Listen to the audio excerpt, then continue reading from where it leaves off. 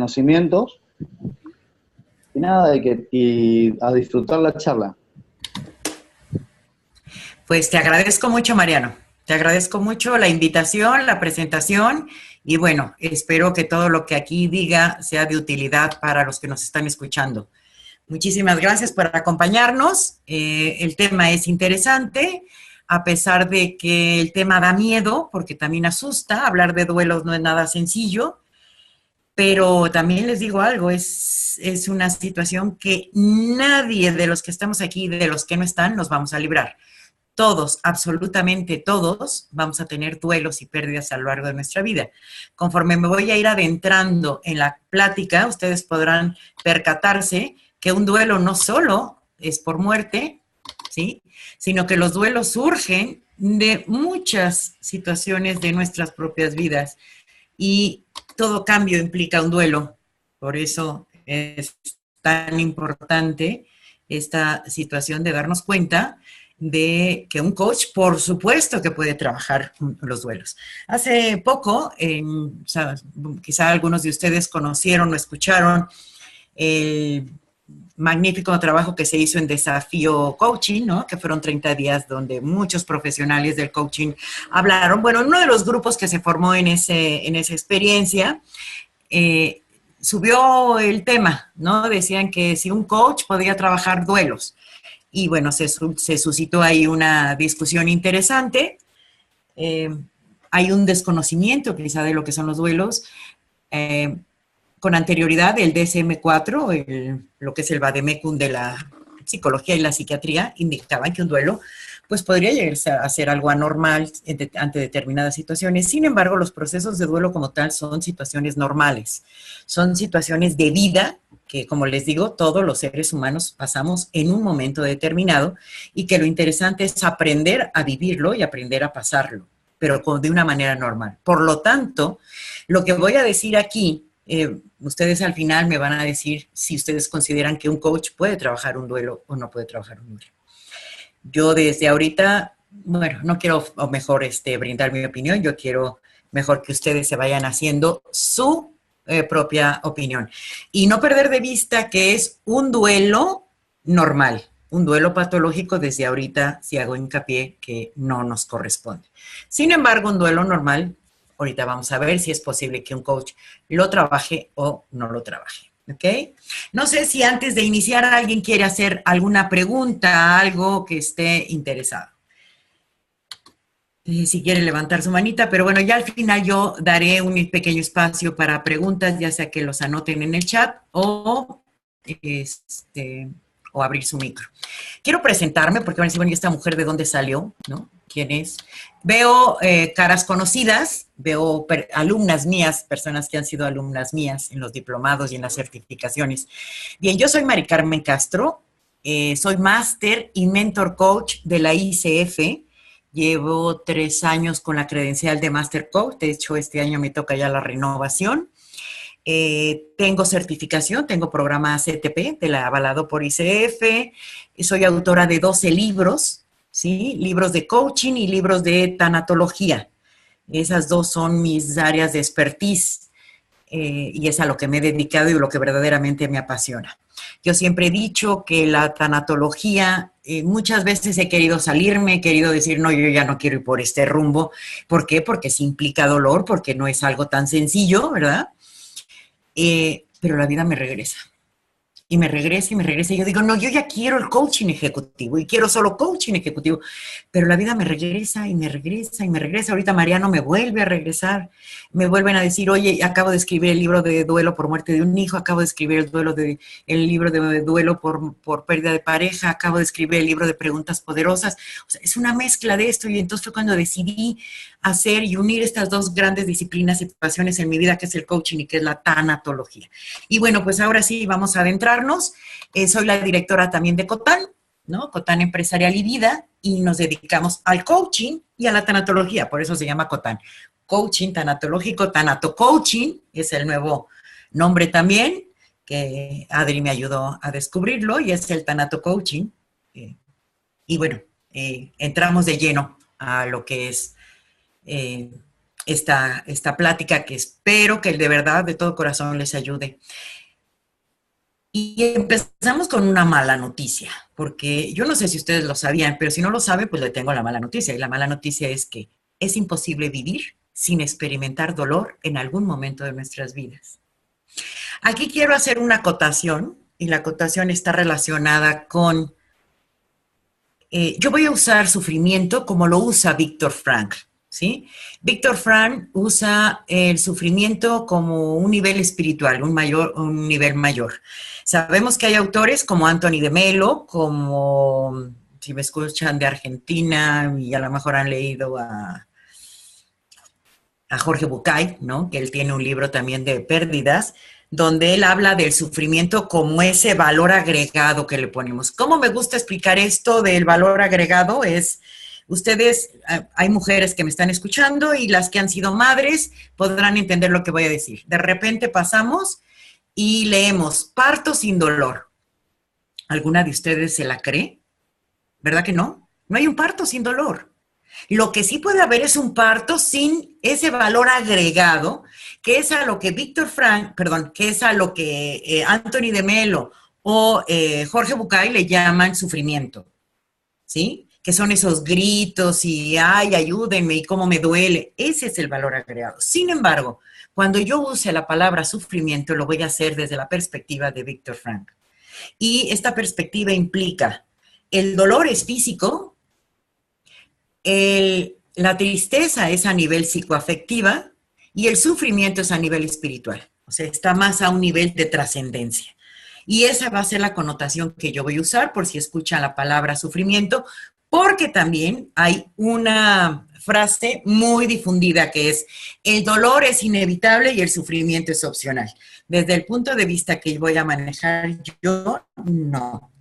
Recuerden que lo voy a manejar desde la parte espiritual y el sufrimiento no es opcional. Yo te diría, el sufrimiento es necesario para poder darle un sentido a la pérdida. Vista desde el punto de vista de Viktor Frankl, ¿ok? Bueno, habiendo hecho esta acotación, entonces sí me voy a ir de lleno para poder explicar. Entonces, es imposible vivir sin experimentar dolor y sufrimiento en algún momento de nuestras vidas. No es posible hacerlo. Todos en algún momento hemos experimentado esto. La vida y el dolor van de la mano. Forman parte de lo que son las dicotomías, blanco-negro, día-noche, amor-dolor, vida-muerte. El hecho de estar vivos ya implica una pérdida. En el momento en que nacemos, ¿sí? Estamos en el vientre materno, estamos muy cómodos, y en ese momento nacemos a la vida. De ese nicho somos arrojados a la vida. Y somos arrojados a la vida con muchas ganancias, pero también perdemos. Perdemos la zona de confort, de estar calientitos, nuestra madre come por nosotros, digiere por nosotros, etc. En el momento en que nacemos, ya empezamos a hacerlo nosotros solos. Recuerden, el primer momento en que ustedes llegaron a la escuela, quizá fue muy doloroso para ti, y si no fue para ti, fue para tu madre. Y el momento en que tú llevaste a tus hijos al colegio, a lo mejor fue muy doloroso para ti, y si no fue para ti, fue para tu hijo. Y esto es el sufrimiento que vamos viviendo con las pérdidas. Y de hecho hay autores que dicen que todo cambio, que ahorita vamos a ver, todo cambio implica una pérdida. Así como toda pérdida implica un cambio. Por lo tanto, esos famosos quiebres que utilizamos en coaching son las pérdidas. De ahí que un coach que no tenga una formación tanatológica, es difícil que pueda comprender. No imposible, ojo, ¿eh? Otra de las grandes acotaciones que voy a hacer. No todo, no siempre, no nunca. Este es de refrigerador. Cuando yo les diga que es algo de refrigerador es porque mínimo una vez al día vamos al refrigerador y abrimos la puerta del refrigerador, y es para que estas frases las pegues en el refrigerador y te percates que en la vida no todo es todo, no siempre, no nunca, no nada. Entonces yo voy a dar generalidades, pero esto no quiere decir que siempre ocurra. Hay excepciones, siempre. Entonces, la vida y el dolor van de la mano. De hecho, Niemeyer dice que la vida obliga al ser humano a renunciar a todas las personas y cosas amadas, ya que todo, absolutamente todo en la vida lo podemos perder. Díganme algo que no podamos perder. Díganme algo. La fe la perdemos. La confianza también la perdemos. Ya no digamos las cosas materiales, ya no digamos lo externo. Por supuesto que todo lo podemos perder. Hay quien dice la dignidad también la podemos perder. Nos podemos perder a nosotros mismos también. O sea, todo, absolutamente todo lo puedes perder. Hay quien me ha dicho, a Dios no lo puedo perder, también lo puedes perder. Porque ante una situación difícil puedes llegar a dudar de Él. Todo, absolutamente todo en esta vida lo puedes perder. Por lo tanto, el ser humano está implicado constantemente en el mundo de las pérdidas. Todo cambio implica una pérdida, del mismo modo que cualquier pérdida es imposible sin el cambio. Por lo tanto, constantemente estamos perdiendo, pero también estamos ganando. En este momento estamos hablando de pérdidas, pero también constantemente no podemos olvidar que ganamos en crecimiento, que ganamos en conciencia. Aunque yo con frecuencia digo, Dios de mi vida, ganar en conciencia cuando frecuentemente voy rebotando por todos lados, porque llega un momento que ya no cabes en ningún lado, ¿no? Te van diciendo, ya no te sientes a gusto en muchos lugares que antes te sentías cómodo. Pero bueno, por lo tanto, un duelo puede surgir de cualquier pérdida, de la muerte, de la pérdida de salud y el afrontamiento de la enfermedad, la ruptura matrimonial, ¿sí? O sea, lo que es el divorcio, la separación de una pareja. De todo eso puede surgir lo que es un duelo, la pérdida del empleo, el estatus laboral como consecuencia de cambios organizacionales. De hecho, un coach tanatológico está preparado para trabajar en la empresa ante los cambios, ante esas situaciones donde ya despidieron al gerente, ya despidieron al director general, donde ya se fusionaron dos empresas. Dentro de mi experiencia me tocó la fusión de dos empresas, una muy ruda, una muy familiar, donde fue tremendo ese choque de dos culturas y donde estaban viviendo duelos muy fuertes. También me tocó trabajar con duelos muy fuertes dentro de las organizaciones, porque una empresa grande compró a otra y claro, las personas que estaban en esta otra empresa despidieron a todos, pero a uno los volvieron a contratar, pero perdieron antigüedad, perdieron prestaciones, perdieron muchísimas cosas. Y entonces, bueno, ahí trabajamos. Entonces, un coach tanatológico también trabaja dentro del área de la empresa con todo lo que son pérdidas y cambios. ¿Sí? La movilidad laboral o académica que implique cambio de residencia, ¿no? Los expatriados, los repatriados dentro de la empresa, todos estos vivimos o viven duelos.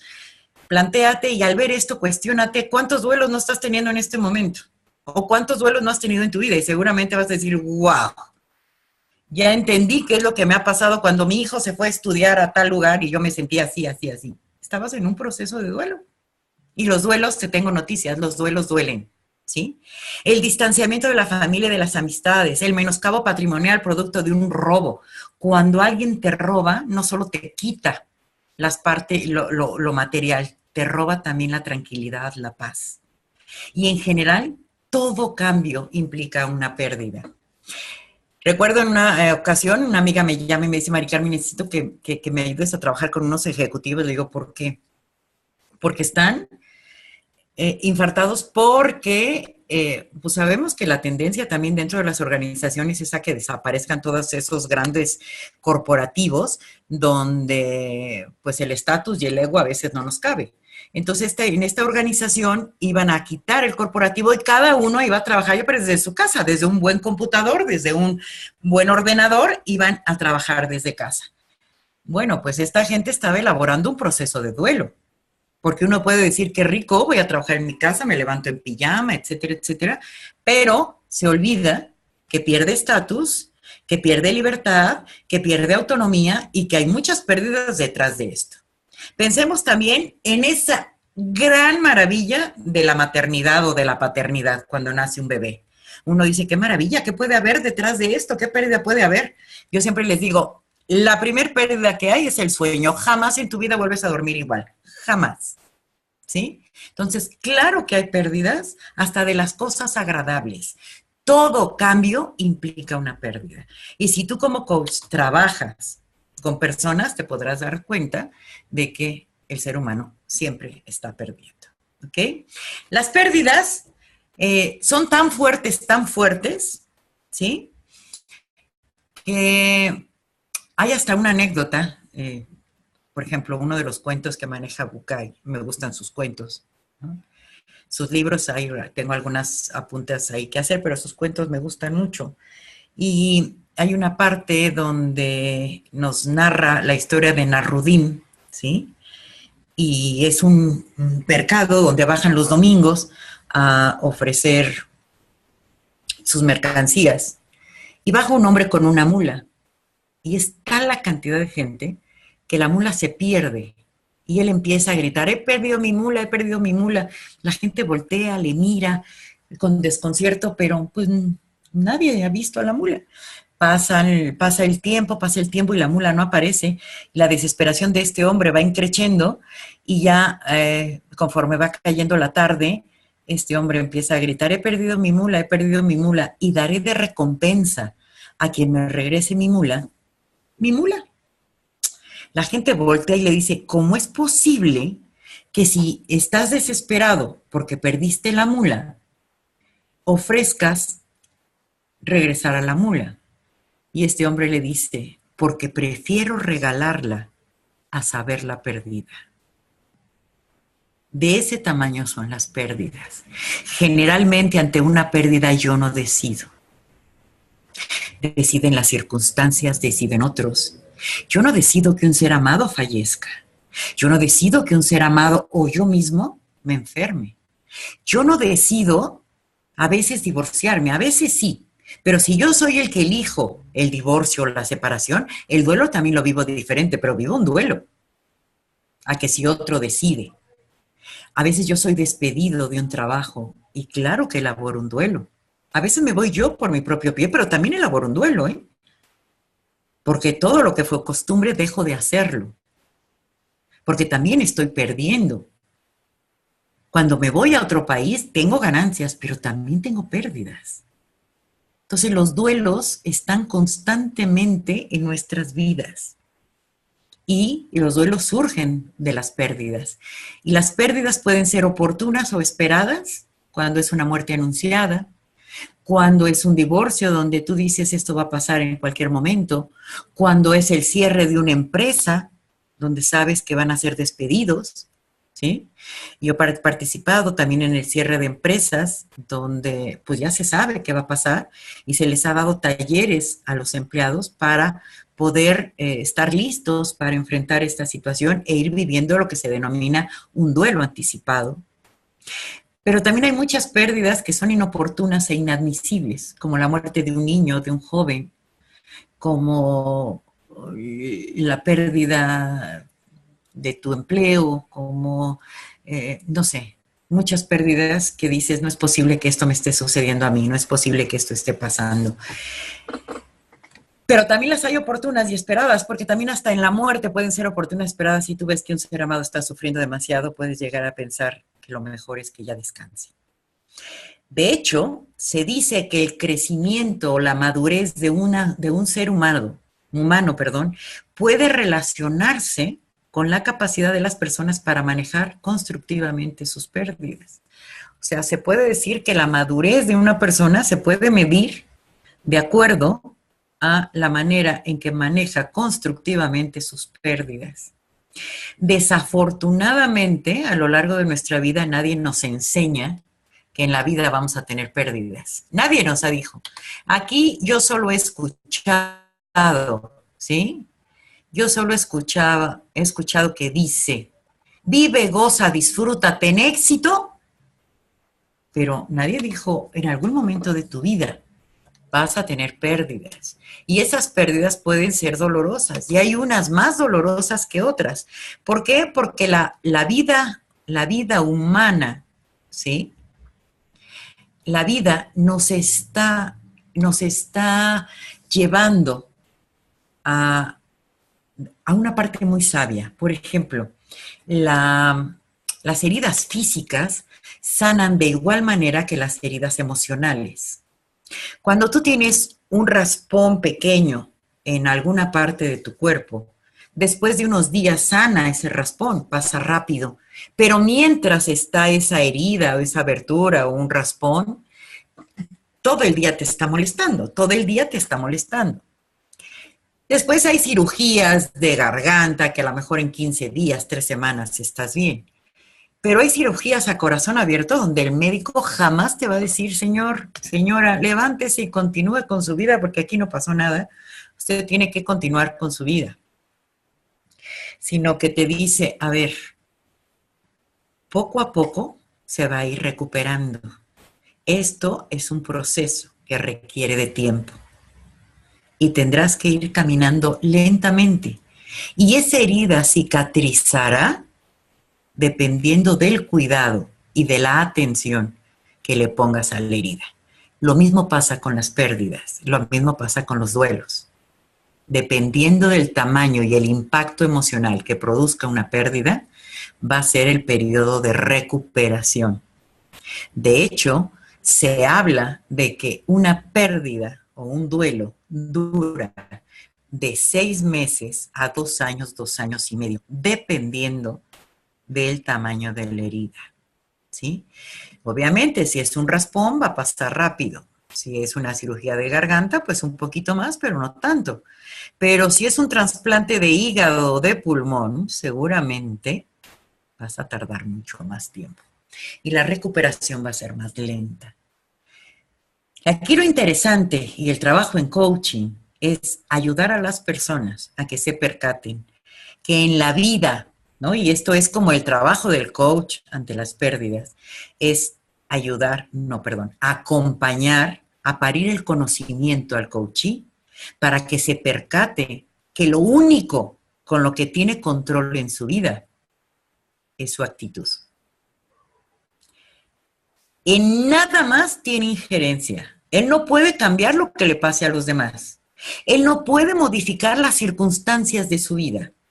Miren, quien me ha oído, bueno, pues ya me conoce hasta mis anécdotas, pero me encantan y se las repito y seguramente ya se las saben de memoria, pero quien no me ha oído, pues les guste, por eso lo repito. Y ahí va de nuevo. Porque además esto me encantó. Cuando fui a la escuela, pues aquí nos dejan leer el Quijote. Me imagino que todo lo que es habla hispana nos permiten o nos dejan leer pues a la mayor obra de la literatura española o castellana, que es el Quijote. Cuando me lo dejaron leer dije que flojera una cosa de este tamaño con un castellano rarísimo y yo dije, ¿qué voy a hacer?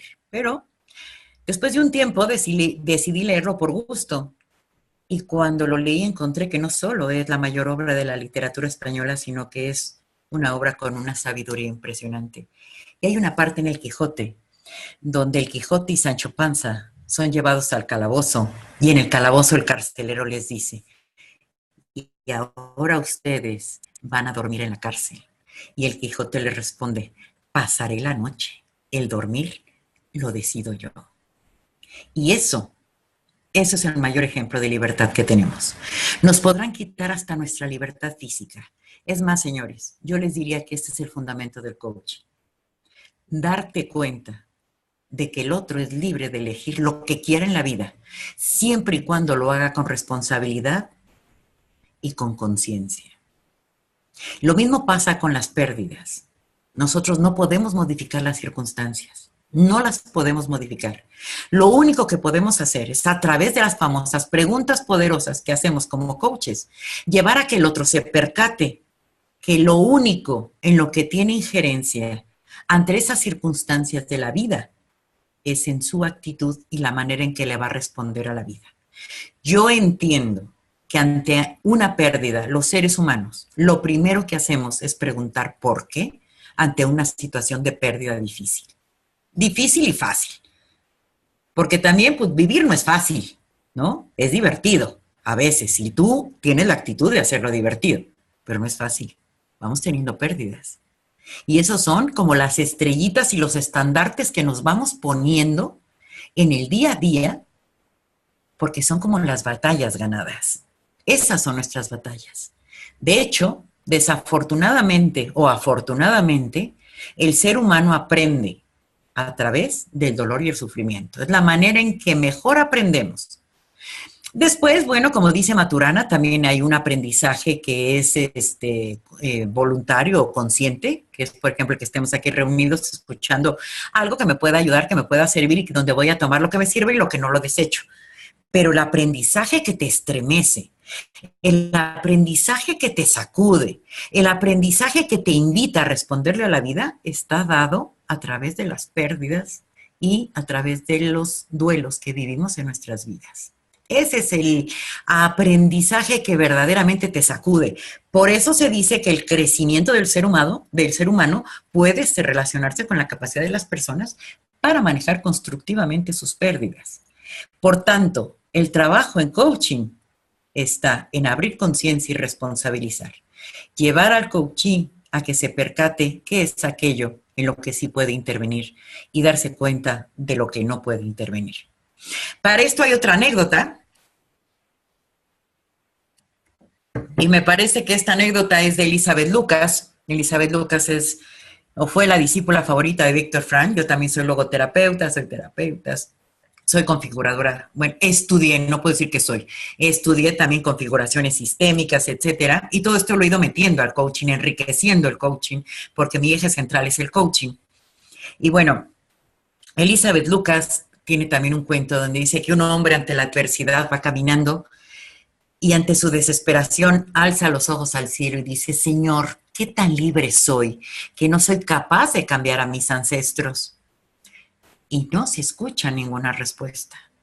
Pasan los días y la desesperación de este hombre va increciendo. Vuelve a alzar los ojos al cielo y dice: Señor, qué tan libre soy que no soy capaz de cambiar mis circunstancias. Y en eso se escucha la voz del Creador que le dice: el mayor regalo que le he dado al ser humano es la capacidad para responder ante sus circunstancias y sus ancestros. ¿Qué nos dice esto? Es que si hablamos de destino, hay dos cosas que no podemos modificar.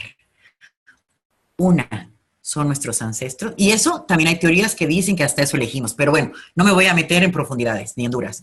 Si hablamos de destino, podríamos decir que es de dónde venimos, todas esas generaciones que están detrás de nosotros y que no podemos modificarla, ahí está, y que traemos esa carga genética que aunque no nos determina, sí nos influye, ni las circunstancias que cada uno de nosotros ha tenido a lo largo de nuestras vidas. Eso no tengo injerencia. Pero la respuesta que da es: el mayor regalo que le he dado al ser humano es la capacidad para responder ante sus circunstancias y sus ancestros. Ese es nuestro trabajo de coaching. Pero ¿saben qué? No solo ante las pérdidas, ante cualquier trabajo que hagamos como coaches. Es que el otro se responsabilice, es que el otro abra conciencia para que se percate de qué es lo que quiere hacer. Porque lo que nosotros hacemos, somos expertos en ayudar al otro a parir el conocimiento. Pero en ese parir el conocimiento es acompañarlo. No somos nosotros expertos ni tenemos por qué saberlo todo, pero sí lo acompañamos a parir ese conocimiento. ¿Cómo? A través de preguntas. Las respuestas son de él. Usamos la mayéutica. Somos parteros, ¿sí? Los que nos dedicamos a esta parte del coaching. ¿Y qué hacemos entonces ante las pérdidas? Es esta parte. Y aquí hay una clasificación que hace Nancy O'Connor. Nancy O'Connor es una señora bellísima, ¿sí? Que he tenido el placer de compartir con ella algunos congresos. Ella escribió un libro que se llama Déjalos ir con amor, maravilloso, de los inicios, ya hace mucho tiempo de esto, cuando empezó la tanatología. Y ella hace una clasificación de 4 niveles de pérdidas. Y esta clasificación me encanta mencionarla porque me parece como muy clarito. Sin embargo, hay algo en lo cual yo discrepo, que ahorita se los voy a mencionar, pero van a decir, ¿por qué la muestra? Sí, no estás de acuerdo. Bueno, las muestro porque me parece muy clara la clasificación y no voy a decir que es mía cuando no es mía, ¿no? Es de Nancy. Bien, el primer nivel dice que es la muerte anunciada de uno mismo o un cambio radical en el cuerpo. Se dice que este es el duelo o la pérdida más difícil de elaborar, ¿sí? Después se habla de un segundo nivel de pérdida, que es la separación de personas significativas.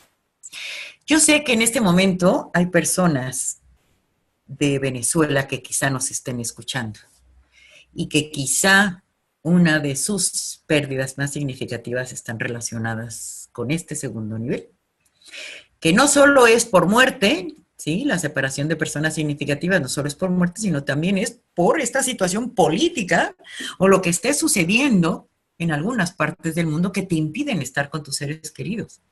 Y es muy fuerte, ¿sí? Después hay un tercer nivel de pérdidas que también las personas que están teniendo sus pérdidas en Venezuela están en este nivel, ya no solo en el segundo. Afortunadamente no están en el primero, pero el segundo, tercero y cuarto seguramente que lo están viviendo. Y este tercer nivel de pérdidas son las que nos obligan a realizar ajustes en nuestra cotidianidad. Esa vida que tú tenías, tu casa, tu trabajo, tu estar constantemente con tu familia, con tu cotidianidad, ya no la tienes.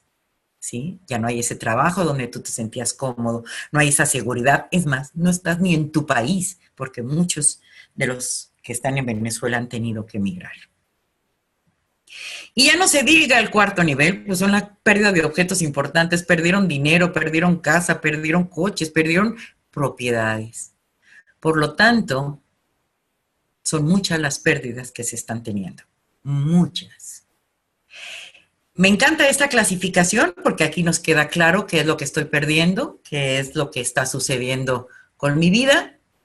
Sí, afortunadamente no lo tienes, no tienes la muerte, ¿verdad? En el momento, pero ahí está la pérdida de tu cotidianidad, de objetos importantes y de personas significativas que posiblemente quedaron lejos de ti.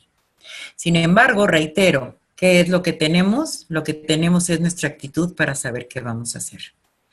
Y las personas que estamos en otros países, poder entender lo difícil que está siendo para las personas de Venezuela poder enfrentar situaciones tan complejas como las que están viviendo. Muchos de los países, muchas de las personas de los países que me están escuchando están recibiendo venezolanos. Sé que puede estar... hay situaciones de molestia también, ¿no?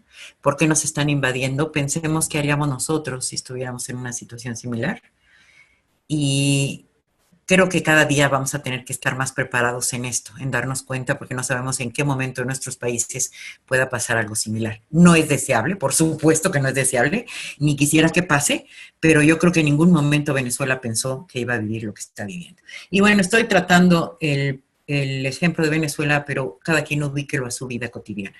¿Qué es lo que estás perdiendo en este momento o lo que has perdido a lo largo de tu vida? ¿En qué no coincido con Nancy O'Connor? No coincido en el orden, ¿sí? Porque hay personas que se han suicidado por dinero, siendo que ella marca que lo más importante es la propia muerte. Entonces, todo depende de la escala de valores del ser humano. Y aquí es donde entra esto que les decía, no todo, no siempre, no nunca, no nada, depende. Siempre que estemos trabajando un proceso de duelo, lo importante es hacerlo de manera personalizada, de hacerlo de manera individual, ¿sí? No podemos generalizar. Yo aquí les estoy dando algunos tips, algunos lineamientos generales de lo que podría suceder. Sin embargo, cada quien va a vivir, ¿sí? Va a vivir de manera diferente lo que tenga que vivir. Cada quien va a vivir de manera diferente lo que tenga que estar viviendo. Bueno. Ah. ¿Qué pasó? ¿Ya? Por favor, ok. Muy bien. No sé, me gustaría hacer por si hay alguna pregunta. A ver, pues déjeme leer el chat. Sí, en Perú hay más de 100,000 ciudadanos venezolanos. También tienen que estar preparados para recibir, ¿no? Porque vive duelo los venezolanos que se van y dejan, pero también los que reciben. Colombia lo triplica para que veamos todo lo que está pasando, y en Argentina, de toda Sudamérica, más de 2 millones de extranjeros residentes. Así es, ¿no? Entonces, creo que ya somos ciudadanos del mundo y vamos a tener que aprender a vivir desde otro lugar, desde otra perspectiva, ¿sí? A vivir diferente. Si hay alguna pregunta, les agradeceré mucho que lo escriban y yo las iré respondiendo. ¿Bien? Algo muy importante para poder decir que alguien está viviendo, elaborando o procesando un duelo es lo que pierdas tiene que ser algo que amas. Si tú no amas lo que estás perdiendo, no te va a impactar, no vas a vivir duelo. Miren, cuando fue el terremoto, yo soy española, pero vivo en México y tengo toda mi vida en México y es como mi país, ¿no? Me tocó vivir el terremoto del 85. Y en el terremoto del 85 yo recuerdo que estaba embarazada de mi hijo. Yo recuerdo, ¿sí?, que había mucho dolor, mucho sufrimiento en la calle. Sin embargo, afortunadamente, yo no viví ninguna pérdida, ni económica, ni humana, ni nada, afortunadamente. Por lo tanto, yo no elaboré un duelo, pero sí estaba solidarizada con el dolor de los demás, pero sí me sobrecogía el dolor de los demás. Eso es lo que nos pasa cuando ves que otra persona la está pasando mal. De hecho, cuando vas a un velorio, ya les va como caso característico, típico, cuando vas a un velorio y le dices a alguien, lo siento mucho, qué mentira más grande. Si tú no amabas a la persona que se fue, tú no vives el duelo como lo está viviendo el otro. Y no lo hacemos con mala intención. Esto no quiere decir, no. Eso es lo que nos han enseñado, que es el protocolo. Pero en realidad, tú jamás vas a sentir lo que está sintiendo el doliente. El doliente está perdiendo a alguien a quien ha amado. Y él sí va a elaborar un proceso de duelo porque él sí tiene una herida profunda en su corazón que va a elaborar. Entonces, tú vas a elaborar un duelo de aquello que tú ames, no de lo que lo pase a los demás. Te podrás sobrecoger el dolor ajeno, te podrás solidarizar con el dolor ajeno. Pero esto no quiere decir que tú vas a vivir el proceso de duelo, ¿sí? Mientras más te amo, más me duele perderte. Y ojo, el duelo duele. Y aquí, bueno, nos meteríamos en otro gran tema que es el apego, pero el apego sano, ¿sí? Por eso dice, mientras más te amo, más me duele perderte. Pero desde el apego sano, no desde el apego disfuncional, ¿sí? El duelo duele. Si no doliera, seguramente se llamaría de otra manera, ¿eh? No se llamaría duelo. El duelo duele. Y la función del duelo es restituir y sanar. El no elaborarlo puede conducir a la persona a duelos no sanos o patológicos. Ya le quitamos el duelo de patológicos porque en algún momento se llegó a considerar que si una persona que vivía un duelo no pasaba por ciertas etapas, estaba en un duelo patológico. Y esto pues no es así. Podemos decir que es un duelo atípico, ¿sí? Que es un duelo no saludable, ¿sí? Pero es normal, ahorita vamos a ver algunas etapas o algunos pasos que la persona tiene que, o sea, se presenta generalmente ante un proceso de duelo, y esto es normal. Por ahí me estaban preguntando que qué era un duelo normal. Bueno, pues hoy pasan por las etapas, el duelo duele, y eso es un duelo normal. Anormal es que me digas, no le pasó nada. A ver, acaba de perder un hijo, ¿no le pasó nada? Claro que le pasó, ¿sí? O sea, el duelo exagerado o el duelo disminuido, ahí hay algo que no está pasando, que no está viviéndose de una manera sana. Y bueno, pues no podemos perder de vista a la doctora Kubler-Ross, aunque pues, sabemos que ya en la actualidad pues ya hay cosas que están obsoletas. La doctora Elizabeth Kubler-Ross, ella es una suiza, era una psiquiatra, que se dedicó a estudiar con los moribundos cuáles eran las etapas que pasaban cuando estaban en un proceso de duelo. Los seres humanos, ante la necesidad de saber cada día más con respecto a los duelos, pues adaptamos el proceso de duelo a todo lo que pasa en nuestras vidas, cuando nos olvidamos que esto lo hizo con moribundos.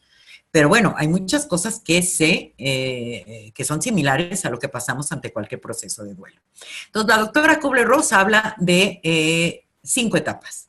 La primera etapa es la negación de la noticia, cuando alguien te dice, tiene usted un cáncer, tiene usted una enfermedad, nos vamos a divorciar y tú ni te imaginabas, cuando te despiden de un trabajo y te dicen adiós, cuando te jubilan y ni siquiera estás preparado por la jubilación, también es un proceso de duelo, cuando de repente te dicen, te vas a cambiar de ciudad, te vas a cambiar de país, o cuando pierdes tu casa, ¿no? Cuando te roban. Entonces viene la negación, el shock. Podemos decir que esta es la parte de la crisis, ¿sí? Y la crisis puede durar máximo 2 meses, ¿sí? Es la negación de la noticia. No puede ser lo que está pasando, no puedo creer que esto esté sucediendo. Esta es la negación. Después viene una etapa de mucho enojo, rabia, ¿sí? Estás enojado en caso de muerte con la persona que falleció. Estás enojado con la persona que te rodea. Estás enojado con el mundo, con los médicos, con el equipo de salud, con tu jefe, con la empresa. Dependiendo de la pérdida, puedes estar enojado con todo el mundo. Después viene una etapa de negociación o regateo. Es cuando empiezas a decir, yo te ofrezco tal cosa si permites que suceda tal cosa. Y empiezas ese estira y afloja, esta negociación que tú vas haciendo con un ser supremo si crees en él o contigo mismo. Vas negociando y regateando. Después viene una depresión reactiva. La depresión reactiva, ojo, ¿cuál es la diferencia de una depresión reactiva a una depresión patológica? La depresión reactiva es la reacción ante una pérdida.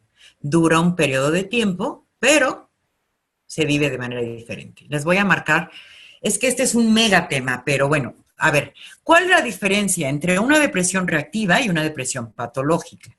Una depresión reactiva, los síntomas son, puedes comer en exceso, dormir en exceso, no quererte bañar, no quererte levantar, no quererte ir a trabajar o hacerlo en exceso, ¿sí? No querer salir de casa, no querer ver a nadie. Estos síntomas son normales en un proceso de duelo y habrá días buenos, regulares y malos, ¿sí? Pero habrá días buenos donde dice, ay, hoy voy a trabajar, me voy a arreglar, mañana a lo mejor me siento no tan bien y entonces voy con esta tristeza que me va acompañando a lo largo del día. Esto es normal. El problema se presenta cuando estos síntomas que te mencioné, durante 12 días continuos, se presentan y no te quieres bañar y no quieres comer y duermes en exceso o no duermes o no comes o comes en exceso y no quieres hacer nada de tu vida cotidiana. Si estos síntomas se presentan durante 12 días continuos, necesitas ayuda psiquiátrica porque estás cayendo en una depresión patológica y ya requieres de una ayuda especializada. Ahora, si estos síntomas, hay días buenos, regulares, malos, pero vas variando, o sea, no te encuentras todos los días de no quererte levantar, no quererte bañar, es normal de un proceso de duelo.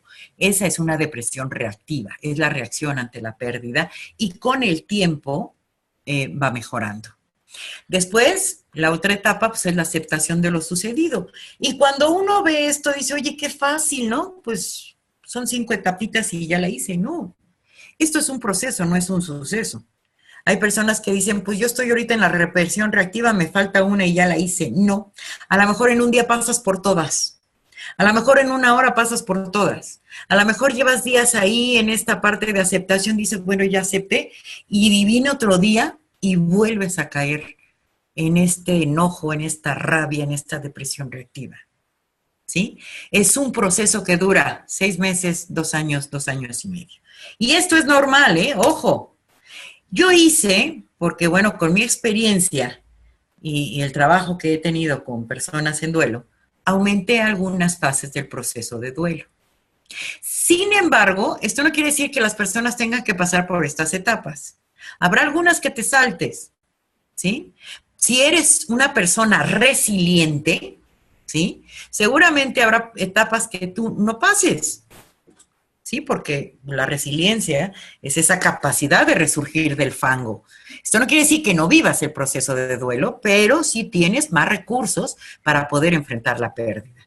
Entonces, la primera fase, generalmente los autores coincidimos, es la negación, duda, shock, incredulidad, confusión. Es cuando te dan una noticia y dices, no puede ser, no puede estar pasando. Después viene un llanto insólito, ¿sí? Donde hay desesperación, donde hay arrebatos, ¿sí? De que de repente dices, ¿qué me pasa? Estaba muy bien y empiezo a llorar, de la nada empiezo a llorar. Todo esto es normal, ojo, todo esto es normal. Después viene una etapa de enojo con el causante de la pérdida, o sea, si se murió un ser humano, puede ser normal que te enojes con él, con la persona que abandona, con el fallecido, estás enojado con el mundo. Pero también viene una etapa de culpa, y esta es, y uno dice, ¿pero de qué me culpo? ¿Por qué me culpo? por lo que dijiste, por lo que no dijiste, por lo que hiciste, por lo que no hiciste, por lo que pudo ser y no hiciste, por lo que se hizo. Nos vamos culpando de todo. Miren, tengo el caso de mi mejor amiga. A su marido lo enterramos 3 veces. Van a decir, ¿de qué hablas? Bueno, lo enterramos 3 veces porque fue un hombre que le dio infartos, que era diabético, que tuvo comas diabéticos y decíamos, de esta no sale, de esta no sale. Y salía, y salía, y salía. Hasta que llegó el momento en que falleció. Ella lo acompañó todo el tiempo, pero claro, ella tenía que trabajar porque el marido ya llevaba mucho tiempo enferma y ella tenía que trabajar. Entonces ella tenía que dar una conferencia y salió, estaba en el hospital el marido, pero había entrado tantas veces y no pasaba nada, que ella se fue a trabajar. Cuando estaba dando una conferencia le avisan que el marido había fallecido. Bueno, ella dice, pero ¿cómo no me esperó? ¿No? Si no me hubiera ido, no hubiera pasado nada. A ver, hay momentos breves de culpa, pero siempre hay algo, ¿sí? Hay de culpas a culpas, ¿sí? Pero siempre es una etapa que ahí se presenta, que es una etapa del proceso de duelo que ahí está, ¿sí? Después hay una etapa de tristeza, hay una tristeza profunda del ser humano, donde puede haber desolación, impotencia, nostalgia, desasosiego. De hecho, ustedes observan cómo el proceso va hacia abajo, con el tiempo vas restituyendo o sanando la pérdida. Después viene una fase de expansión, donde ya empezamos a ver como la luz. El primer año de la fase del proceso de duelo es el más difícil. Además, miren, ¿de dónde surge la tanatología? La tanatología viene de thanatos, muerte, logos, estudio, tratado de. Sin embargo, la palabra tanatología no solo es la muerte física, sino que también es la muerte de un evento, un suceso. Era lo que había y ya no hay. Estaba casado, ya no estoy. Trabajaba en un lugar, ya no estoy. Tenía vida, tenía salud, ya no la tengo. Vivía en un país, ya no vivo. Lo que pasa es que la palabra nos da miedo, pero la tanatología viene de muerte, pero no solo la muerte física, también es la muerte emocional de un evento, de un suceso. Y vivimos todos estos procesos de duelo de manera natural. Y la última fase es la fase de aceptación y paz, donde viene la aceptación de la pérdida, el centrarnos en lo que se tiene, el vivir en armonía, aceptar las pérdidas que no están en nuestras manos. Por eso les decía, ¿cómo podemos trabajar las pérdidas en coaching? A través de la aceptación, a través de llevar a la persona a la aceptación de lo que hay, a través de la aceptación de lo que está sucediendo, ¿sí? A través de darte cuenta que esto que tienes es parte de la vida, que no podrás cambiarlo y que lo único que está en tus manos modificarlo es tu actitud. Eso es lo que sí está dentro de tu control. Entonces puede ser que la persona pase por estas etapas, puede ser que te saltes alguna, no hay problema, pero repito, todo esto es duelo normal. Todas estas situaciones son normales. Es más, ahorita voy a ir a conductas claritas para que nosotros nos demos cuenta que algo es normal o es anormal. Me está diciendo Mariano que me pasa las preguntas. Mariano, ¿te parece si adelanto un poquito?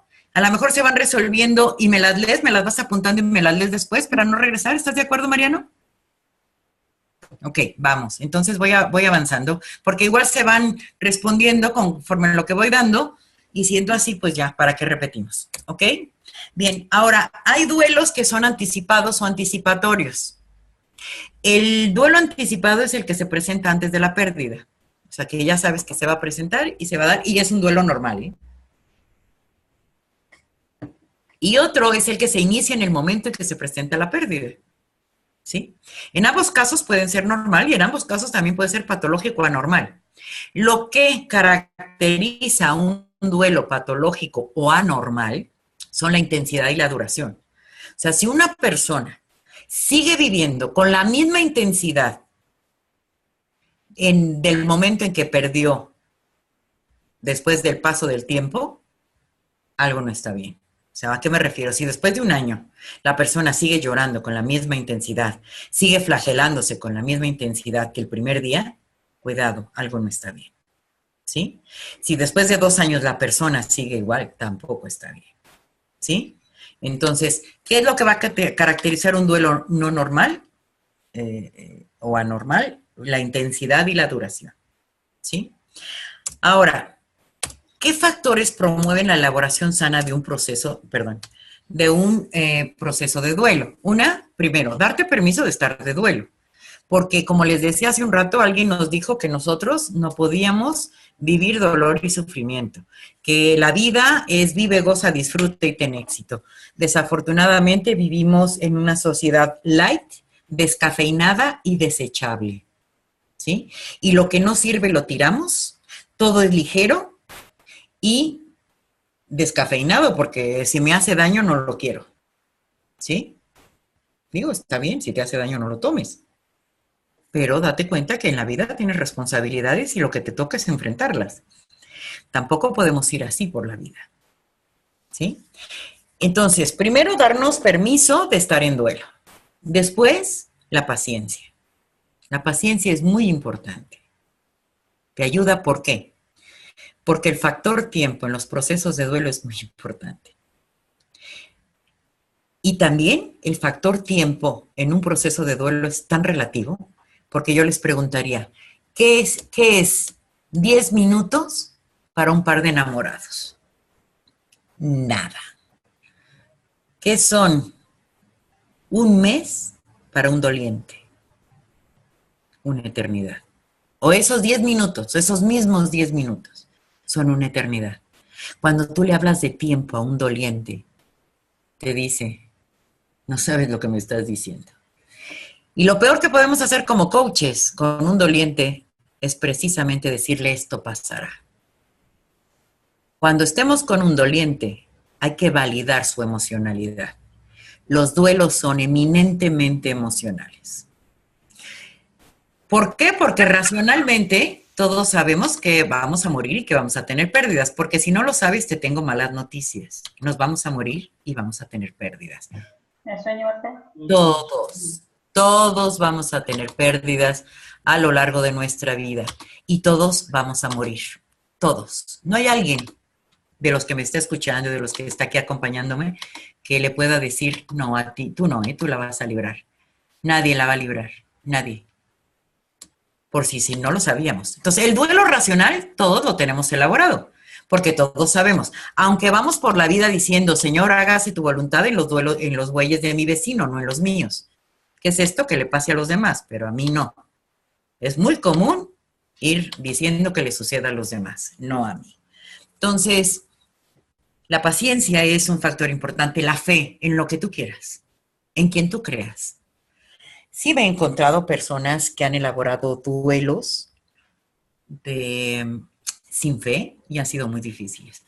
Pero esto de no tener fe es muy relativo, porque yo he acompañado en mis principios, acompañé a moribundos, y en una ocasión recuerdo a alguien que se denominaba ateo, ¿no? Y me decía, rézale a tu Dios por mí. Y yo dije, bueno, muy ateo, pero no das tu brazo a torcer, pero me estás pidiendo que yo le rece a mi Dios por ti.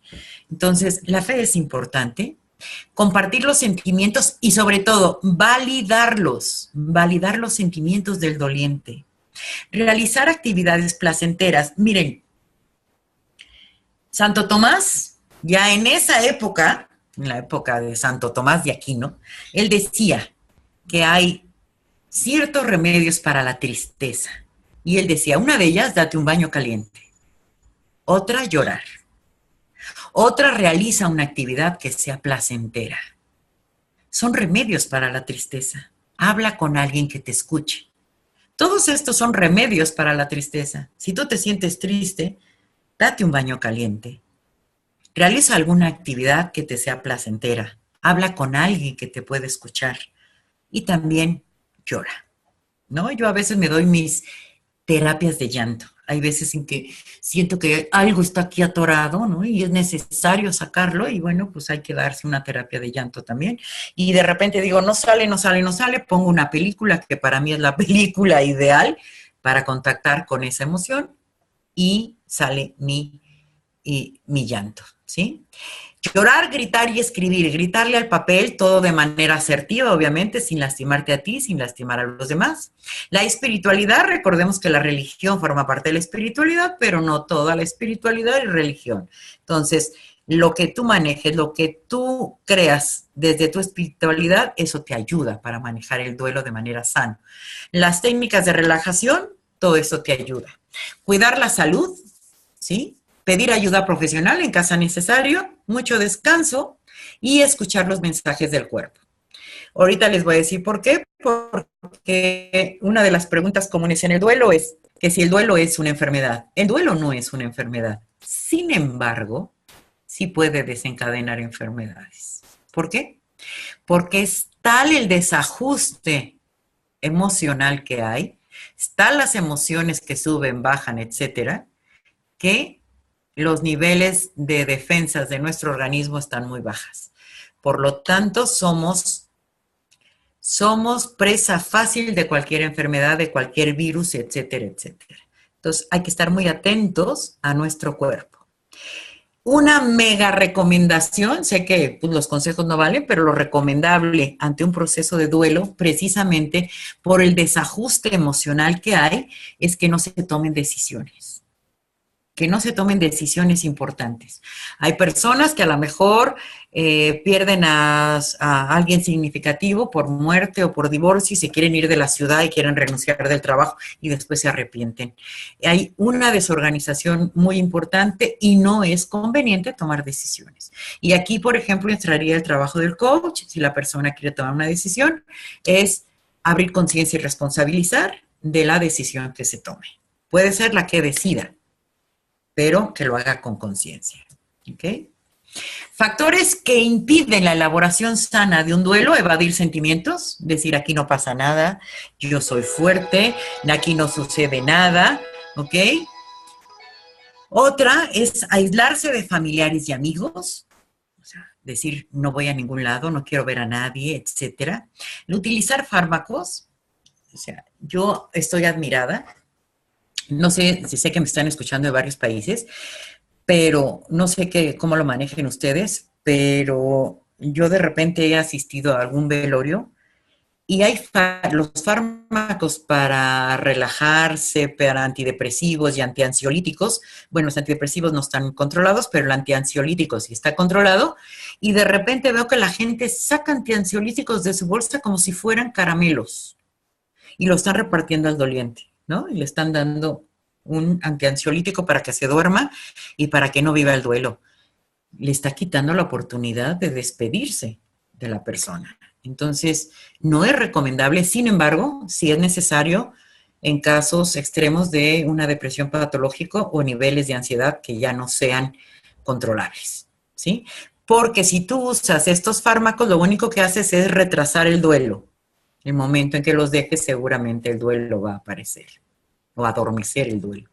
El abuso de alcohol y drogas, el victimizarse, porque son maneras de evadir los duelos. De hecho, es que les digo que es un megatema, pero bueno, de hecho, la manera en que se evade el duelo es a través también del activismo, ¿no? Hay personas que se vuelven adictas al trabajo y es una manera de evadir el duelo.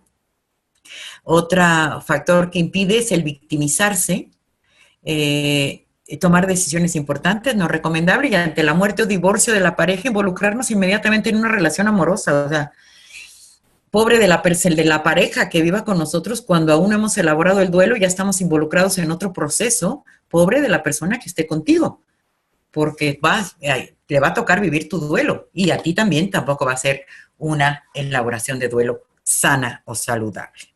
¿Ok? Bien, vamos a ver ahora las sensaciones que también son naturales.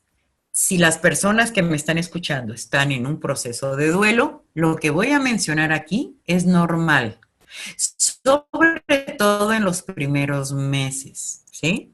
Si pasa o exceden algunas de las recomendaciones que voy a dar aquí después de 6 meses, tendríamos que revisar, ¿sí? Bien, dentro del proceso de duelo hay sensaciones y una sensación es el vacío en el estómago. Estas pueden durar hasta un año, dependiendo. Recuerden, no todo, no siempre, no nunca, no nada. Es una sensación de opresión en el pecho. Yo he trabajado con madres que han perdido hijos. De hecho, mis grandes maestras de vida es Vilma de Guatemala y esta gran mujer aquí de Coatzacoalcos que tiene de Fundación Carime, que me han enseñado a ver la vida desde otro lugar. Ellos en Fundación Carime pues mataron a Carime, ¿no? En un secuestro, y el hijo de Vilma también fue asesinado. Y tú las ves cómo van por la vida y ayudando a otros seres humanos, y verdaderamente dices, wow, ¿no? Sin embargo, estas sensaciones son normales y de repente aparecen, ¿no? Que es la opresión en el pecho, la opresión en la garganta cuando estás en duelo, falta de energía cuando dices, wow, no quiero hacer nada, cuando el ruido te incomoda. Aquí, ojo, para los que me están escuchando, a lo mejor no tienen una pérdida fuerte como las que estoy mencionando, sin embargo, pueden tener alguna pérdida y ahorita se estén percatando de, esto me sucede a mí, esto me está pasando a mí, ¿sí? Puede ser que estés en un duelo que no te habías percatado de ello. Nada más, pregúntate, ¿qué estás perdiendo en este momento? Incomodidad ante el ruido, falta de aire, la sensación de despersonalización. Esta sensación de decir, no soy yo, esto está pasándole a otra persona, no soy yo. No sé si ustedes en algún momento de su vida lo han sentido, pero es una sensación muy extraña, que es como si no estuvieras tú dentro de ti. ¿Eso es normal? Tensión y debilidad muscular, sequedad de boca, te puedes sentir fatigado, palpitaciones y oleadas de calor. Esto es normal en un proceso de duelo. Es normal que ocurra, ¿sí? Por eso les decía que en ocasiones puede llegar a confundirse el duelo con una enfermedad. ¿Por qué? Porque las personas pueden llegar a confundir estos síntomas con estoy enfermo. ¿Qué me está pasando? Estoy teniendo muchas palpitaciones. ¿Qué está pasando? ¿Sí? Si estás en duelo, es normal que esto ocurra. En cuanto a los sentimientos que predominan ante el proceso de duelo, pues es la tristeza, es una sensación de soledad profunda, porque una cosa es estar solo y otra cosa es sentirse solo, ¿sí? Hay una apatía, una indiferencia, impotencia también, y hay ocasiones en las que puedo llegar a sentir alivio, sobre todo si era una relación de pareja que ya no era saludable, que no me llevaba a nada sano y que lo mejor fue que ocurriera, o cuando un familiar está sufriendo demasiado y llega la muerte y puedes llegar a sentir alivio también por saber que ese ser amado ya descansó, ¿sí? Puedes llegar a sentir insensibilidad. Hay muchas personas que dicen, yo no siento nada, y estoy como en la nada. Todo esto es normal en un proceso de duelo. Vean todo lo que ocurre cuando vivimos un duelo. Es impresionante.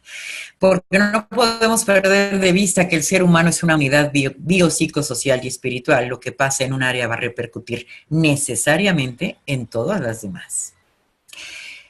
Hay cogniciones que también están relacionadas. Una de ellas es la incredulidad, el decir, esto no es cierto, esto no está pasando, ¿sí? Confusión, de eso que sientes como que hay nieve, hay neblina en tu mente, hay preocupación, ¿no? De repente estoy preocupada y no sé ni por qué. Puede presentarse el masoquismo, puede presentarse el victimismo, el decir, pobre de mí. Puede darse el sentido de presencia. ¿Qué es el sentido de presencia? El decir, lo acabo de oír, lo acabo de ver pasar. Este sentido de presencia es normal en los primeros meses, ¿sí? Podemos decir, en caso de muerte, vaya, y podemos decir que en los primeros 4 o 5 meses. Después ya puede ser otra cosa, ¿eh? Pero si una persona que acaba de tener una pérdida de un ser querido y les dice, es que lo vi pasar, en la noche se sentó junto a mí, es normal, aunque hay que estar muy atento. Alucinaciones, puede llegar a tener alucinaciones, esta parte de decir lo vi, ¿no? Estas cogniciones pueden llevar al doliente y a quienes le rodean a tener la sensación de que se están volviendo locos, ¿eh? El duelo verdaderamente es complejo, no es nada fácil y no es agradable, pero bueno, nos brinda la oportunidad de crecer. ¿Que no es deseable? No. Sin embargo, es necesario. Estas cogniciones son normales al inicio del proceso. Si se prolongan, deberá solicitarse ayuda profesional, ¿sí? O sea, si una persona continúa teniendo alucinaciones, bueno, pues hay que buscar ayuda profesional porque algo está sucediendo. En cuanto a las conductas, ¿sí? ¿Qué conductas son normales ante un proceso de duelo? Trastornos de sueño, que la persona no duerma adecuadamente o que duerma en exceso, como les decía. Trastornos alimentarios, ¿no? Que coma en exceso o no coma. Conducta distraída, aunque eso, bueno, nos pasa aunque no estemos en duelo. De repente, ¿dónde dejé el coche? ¿Dónde dejé el coche? Y no sabes ni dónde lo dejaste. Aislamiento social, que no quieras por un tiempo estar en contacto con los demás. Soñar con el fallecido, es normal. Evitar también recordatorios del fallecido, también es normal. Puede presentarse un desinterés por el sexo, sobre todo en las mujeres. En los varones no es igual, aunque no todo, no siempre, no nunca, no nada. Pero en las mujeres sí es como muy, muy notorio. Buscar y llamar en voz alta a la persona amada que se perdió. Suspirar, realizar suspiros. Es como constante. Recuerden que el suspiro es característico de la corporalidad de la tristeza, ¿no? Entonces es normal el suspirar. La hiperactividad frenética, eso de corre, donde le dices a la persona dónde vas y la persona te dice no sé, pero sígueme. O sea, que la persona caiga en un activismo y empiece a correr por la vida sin saber hacia dónde va, ¿no? El llorar también es normal, ¿no? El querer visitar lugares o llevar consigo objetos que recuerden al fallecido. Todo esto es en caso de muerte, ¿ok? Y bueno, por favor anoten sus preguntas en caso de que existan para poder irlas respondiendo ya ahorita que lleguemos al final. Y las preguntas más comunes ante los procesos de duelo es una, ¿el duelo es una enfermedad? Ya les había comentado. El duelo no es una enfermedad, sin embargo, sí puede desencadenar enfermedades. Estar muy atento porque los niveles de protección que tenemos, de defensas, baja mucho por la emocionalidad que produce. ¿Cómo saber que un duelo ha terminado o que hemos llegado a la fase de aceptación?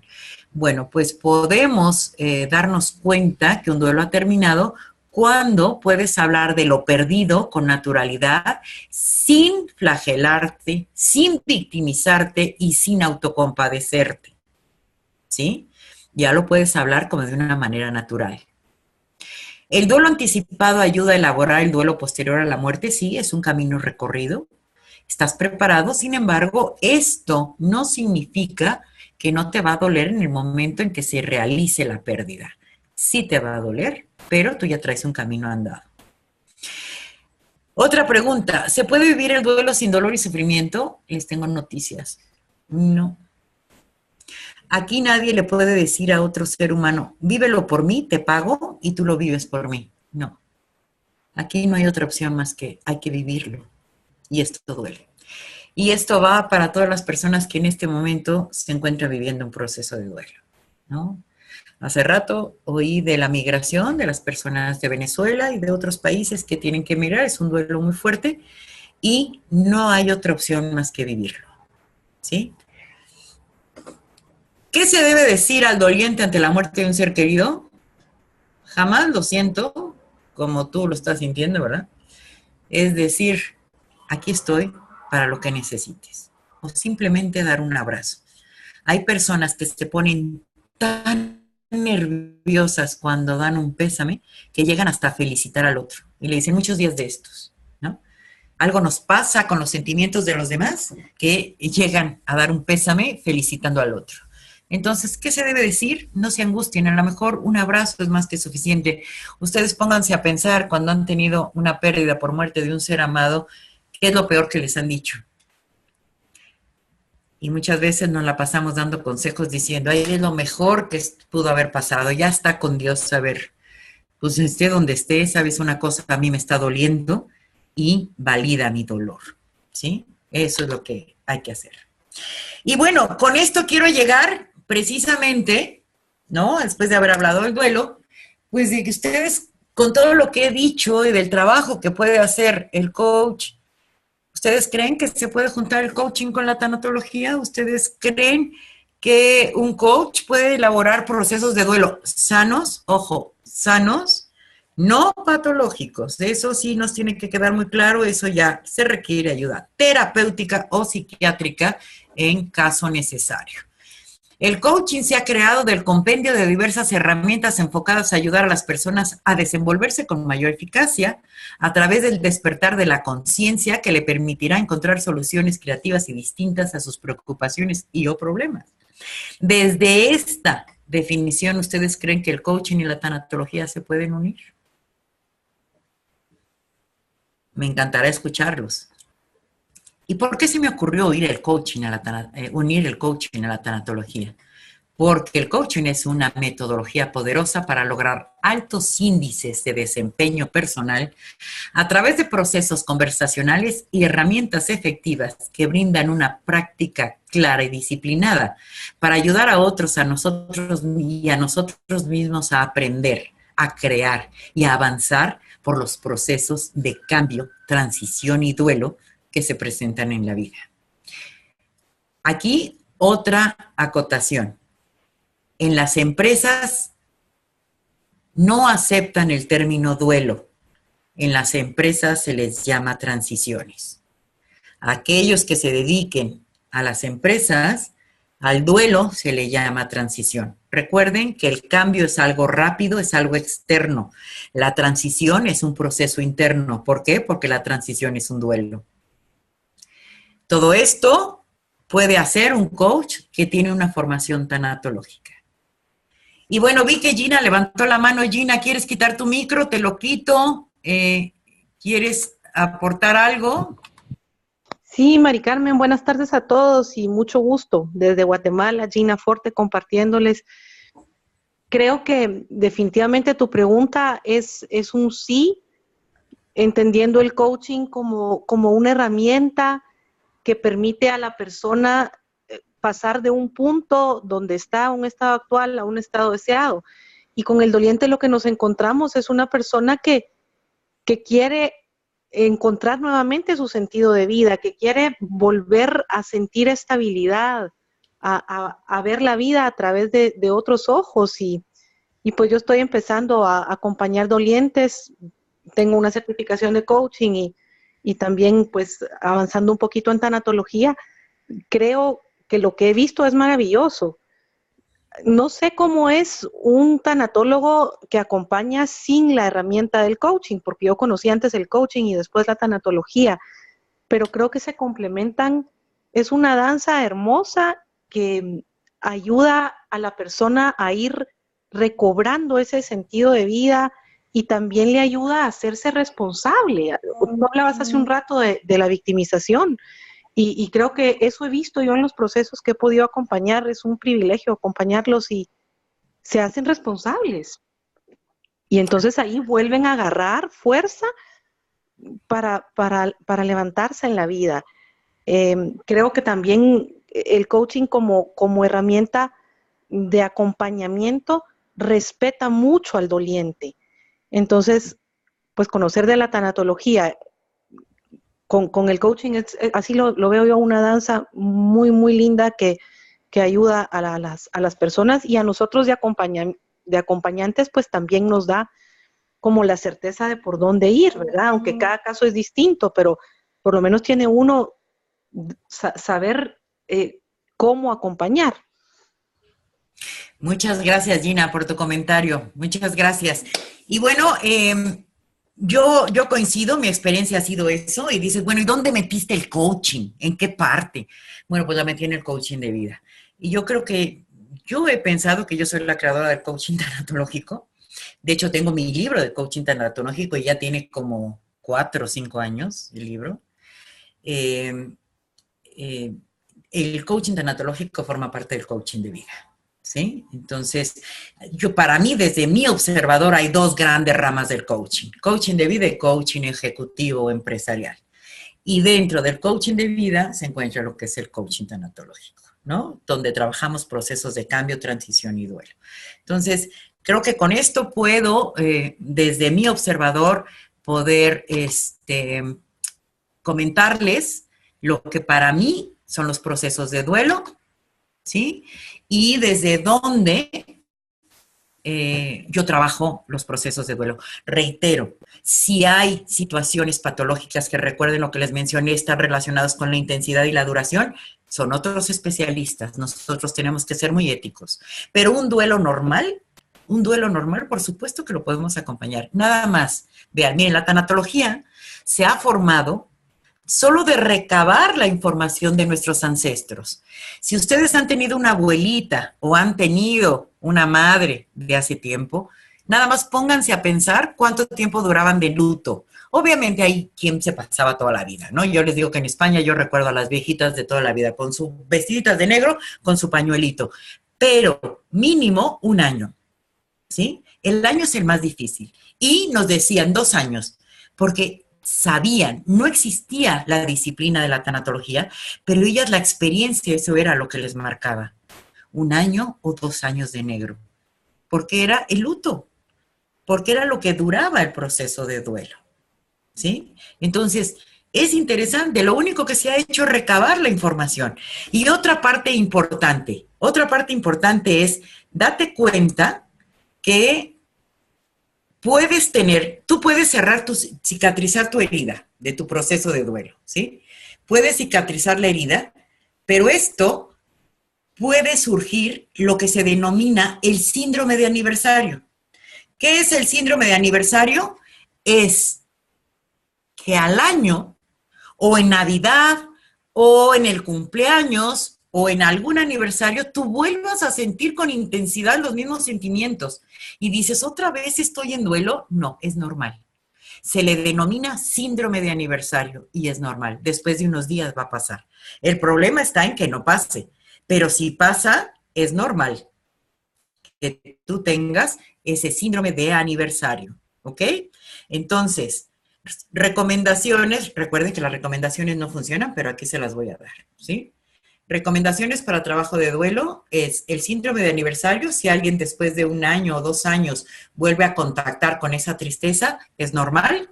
Y otra, dentro de las familias, cuando hay una pérdida, se vive la conspiración del silencio. Esto no es saludable. La conspiración del silencio es que cada uno en su rincón vive su dolor y esto tampoco es saludable. Lloren en familia, ¿sí? Lloren en familia, acompáñense, ayúdense, apóyense. Hay quien dice, es que le va a producir más dolor. Te tengo noticias. Es peor vivir como un perrito lamiendo las heridas solos en un rincón a vivirlo acompañados de tus seres amados. Se vale llorar. ¿Ustedes creen que esta máquina tan perfecta que Dios nos dio le hubiera puesto lágrimas si fuera algo malo? Seguro que no. Para algo tenemos las lágrimas, para llorar de tristeza, de rabia, de felicidad. Úsalas. Son terapéuticas. Se dice que las lágrimas contienen una sustancia antidepresiva. Es más, si puedes, cómetelas. Pero cuando tú las segregas, estás liberando. Entonces, en tanatología hay un dicho que dice que duelo no llorado, duelo no sanado. Y cuando digo llorado, no es que vayas por la vida llorando, no, pero sí hablándolo. Esto es también para aquellas personas que se dediquen al coaching tanatológico, les tengo noticias. Los duelos se sanan hablando de lo vivido. Y va a haber una etapa donde la persona va a querer ser escuchada y escuchada con respecto a sus temas. Yo no recomiendo, de hecho, el coaching tanatológico no es recomendable usarlo, ¿sí? No es recomendable usarlo ni en moribundos, ni en personas que acaban de tener una muerte de alguien muy reciente. Cuando alguien tiene una muerte muy reciente, lo único que hacemos es acompañar siguiendo las actitudes que menciona Rogers: aceptación positiva incondicional, empatía y autenticidad y congruencia. Estas seguimos toda la vida con ellas, pero lo que hacemos es acompañar desde la emocionalidad. Después de 6 meses más o menos empiezas a confrontar, aunque, recuerda, no todo, no siempre y no nunca. Hay personas que están listas para ser confrontadas, ¿sí?, ante los procesos de duelo, aunque sea por muerte. Pero imagínense otras pérdidas. Imagínense a alguien que perdió o que está divorciada y no tiene trabajo. Y está en su dolor, ¿no? Dale y dale a la herida. ¿Te vas a quedar ahí? ¿Saben cuál es el lema del coaching tanatológico? Sobando y empujando. No sé si en los países que me están oyendo esto significa algo malo, pero es acariciando o sobando y empujando. Acaricio tu corazón porque entiendo lo difícil de la pérdida, pero te empujo para que empecemos a actuar de una manera diferente. Ese es el lema del coaching tanatológico: sobando o acariciando y empujando. Esa es la gran distinción que posee un coach tanatológico. Sabe lo difícil de una pérdida, pero también sabe lo importante de llevar al otro, ¿sí?, de llevar al otro a la acción. Porque si una persona, por ejemplo, que se ha divorciado, una persona que perdió su trabajo, no se puede quedar atrapado en el duelo. Tenemos que sacarlo de esa zona. Tiene que buscar y tenemos que empezar a trabajar. Entonces, puedo escuchar su dolor, lo puedo entender, puedo acariciar su dolor, pero también tengo que llevarlo a actuar. Y ese es el papel del coach, ¿sí? Tenemos que empezar a actuar. Por eso es tan importante el coaching. Y decía hace un rato Gina, decía, no sé cuál es la diferencia de un tanatólogo solo. Un tanatólogo solo soba, solo acaricia el corazón. La diferencia de un coach es que no solo acaricia el corazón, invita a actuar. ¿Para qué? Para hacer cambios, para modificar al observador. Para eso. Y por ahí me decía, vi una pregunta que decía, ¿cuál es el método? ¿Tú eres coach? ¿Posees las competencias? Yo, por ejemplo, en la certificación de coaching tanatológico manejo las competencias de la ICF, ¿sí? Manejan las competencias, ahí está, tú ya eres coach. Tú ya tienes las herramientas. Quizá lo único que te falte es tener los conocimientos tanatológicos. Lo demás ya lo posees, tú ya eres coach. ¿Sí me explico? Nada más suma un expertise, un conocimiento extra. Pero claro que tú puedes. No es nada extraordinario. No es nada extraordinario. Esta Elizabeth Kubler-Ross decía, no hay herramienta más poderosa para acompañar al otro que hacerlo desde el amor. Tú podrás manejar las 11 competencias que maneja la ICF, o las que maneja Mariano, o las que maneje Joseph O'Connor, o las que maneje Echeverría, o las que maneje Olaya, de la mejor manera. Si no lo haces desde el amor, va a ser muy difícil. Entonces, esto es lo que decía Elizabeth Kubler-Ross. No hay herramienta más poderosa que hacerlo desde el amor. Y también les tengo noticias. Los mejores maestros de vida son las personas que están viviendo y atravesando un proceso tanatológico. Son los mejores maestros de vida. De repente dicen, no, a mí cuando yo obtuve el máster, en la ICF, bueno, para mí fue lo máximo, la verdad se los confieso. Para mi ego fue, más que la maestría de las universidades, etcétera, para mí fue como, pues porque no habemos muchos en el mundo y menos hace 3 años. Ahorita ya hay como más, pero hace 3 años éramos menos. Y yo ahí me cuestioné y dije, bueno, ¿qué significa tener un máster, no? Y máster en coaching. Porque de repente mis alumnos me dicen, hola, máster, ¿cómo está? Y yo decía, máster, wow, qué responsabilidad, qué compromiso. Y yo dije, ¿sabes qué es un máster? La maestría se adquiere a través de la aceptación de lo que te da la vida. Esa es la maestría. La maestría del vivir es la aceptación de lo que hay.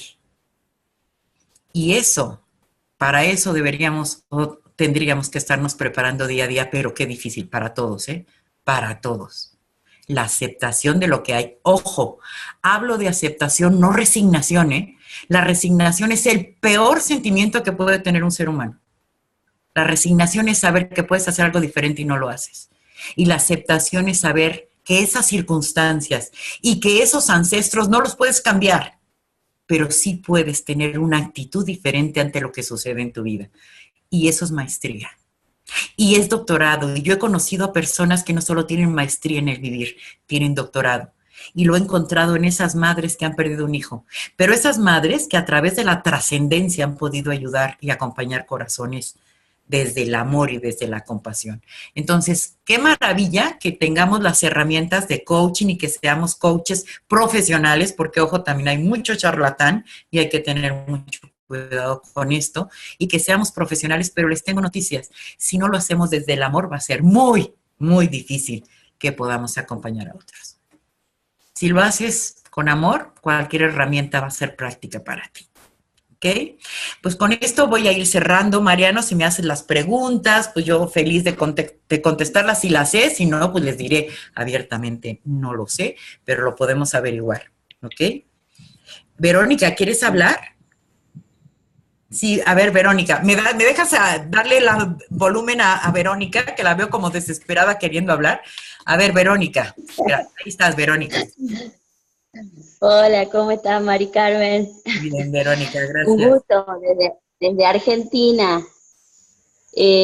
Una pregunta, Mari Carmen, digamos, cuando vos tomás un coaching, un doliente, digamos, en este caso, y vos lo acompañás en su proceso de duelo, se plantea, digamos, porque calculo yo que que el doliente tiene un quiebre tan grande emocionalmente que no puede, digamos, declarar hacia dónde quiere llegar, y ahí vos recién decías que hay momentos donde lo acompañás y momentos donde le haces coaching y lo confrontás. Es como, eso es variable, digamos, en el proceso del duelo, el acompañamiento del coach, o sí. No sé, te pregunto. Sí, aquí lo interesante es que tú recuerde, no todo, no siempre, no nunca, no nada. Hay coaches que son como muy fuertes, donde tú puedes confrontar, lanzar alguna pregunta para confrontar y lo haces, como para sacarlo de la zona de confort si ves que se está quedando ahí. Pero si es una persona que está en el llanto, que está en la tristeza, ahí acompañas, ahí acaricias el corazón en esos momentos, ¿ok? Esa sería como la diferencia, Verónica, ¿ok? Muy bien, ahora sí, Mariano, por favor, porque si no, bien.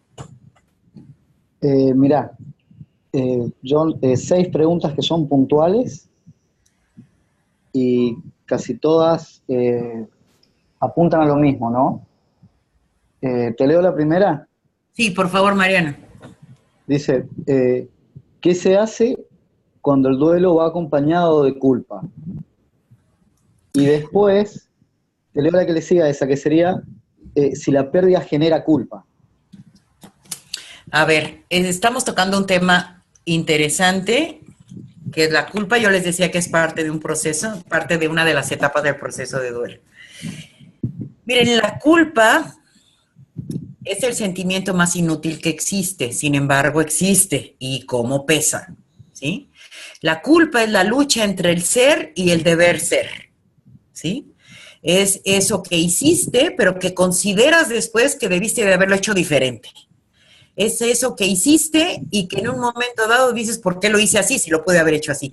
Pero yo estoy segura que en el momento en que actuaste, consideraste que eso era lo mejor, ¿sí? Y si consideraste que era lo mejor, uno puede decir de qué te culpas. Mira, hay de culpas a culpas. Hay una culpa que te permite pedir una disculpa en un momento dado y con eso tienes, ¿no? Es como un acto de conciencia. Pero hay culpas que paralizan. Y ante esas culpas que paralizan, y también es un proceso individual, ¿eh? Esto no quiere decir que todos lleguen a sentir una culpa tan profunda que tengan que hacer lo que yo voy a decir. Desde mi experiencia, y te hablo desde mi experiencia, y cada quien tome, ya saben, lo que les sirva, lo que no, deséchenlo, la manera de expiar culpas es pagando la culpa. Entiendo que lo que acabo de decir es muy fuerte. Por ejemplo, voy a poner ejemplos.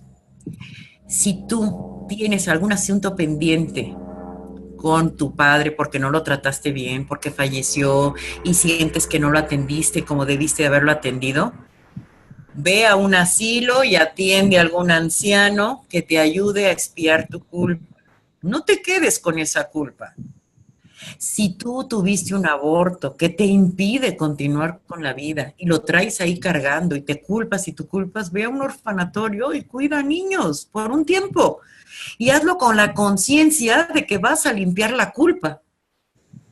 Entiendo que lo que estoy diciendo es muy difícil, pero mi experiencia me ha llevado a que esa ha sido la manera en que yo he podido sacar más a las personas que tienen una culpa enfermiza. Ojo, no la culpa de que, ay, ¿cómo no le dije? Porque hay culpas pequeñas que la trabajas con una silla vacía, que yo la he trabajado en coaching y la trabajo con una silla vacía donde pones al otro y le dices, háblale, etcétera, etcétera, y la persona queda tranquila.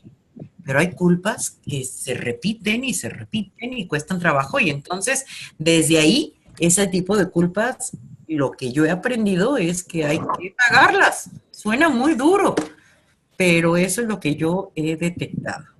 ¿Sí? Entonces, no sé si con esto respondo o confundo más. Por favor, escríbanme si queda claro o necesitan saber algo más.